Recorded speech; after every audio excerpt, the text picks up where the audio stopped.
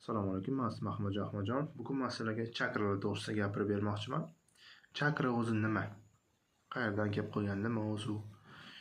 Chakralar 3 ta asosiy kanallarimizni kesishish nuqtasidir.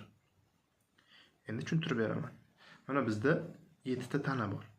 Bitta jismoniy tana va 6 ta energetik tanamiz bor. Efir, astral, mental. Mana shu 6 ta energetik tanani bitta qilib jamlasak, bu aura bo'ladi. yoki energetik pol etsangiz ham bo'ladi, nomlari har xil. Va yana bizda chakralar bor. Krupniy chakralarimizdan bizda 7 ta. Chakralar barcha energetik tanalarimizda mavjud. Chakralardan tashqari bizda kanallar bor, energetik kanallar. Kanallar juda ham ko'p joylarda joylashgan. Va bizda hozir 3 ta bizda, sizda, hammamizda 3 ta krupniy, kerakli, muhim kanalimiz bor. Birinchisi sushumna deb nomlanadi. Bu poзвоночникda joylashgan.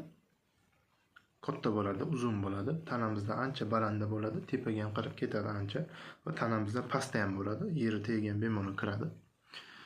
Bu asosiy kanalimiz. Va yonida yana 2 ta spiralga o'xshagan kanalimiz bor. Ida va pingala deb nomlanadi. Meditsinada ramzi bor-ku. Tayoq turadi, yonida 2 ta ilon aylanib, bundoq chiqadi. Xuddi shunaqa ko'rinishda bo'ladi. O'rtada mana kanal, sushumna, позвоночникda joylashgan va yonida spiralga o'xshab, bunaqasiga aylanib chiqadi, tepaga qarab ketadi.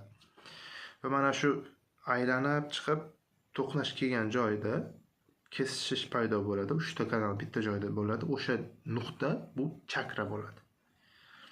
Shu kesishish nuqtasi bu chakra.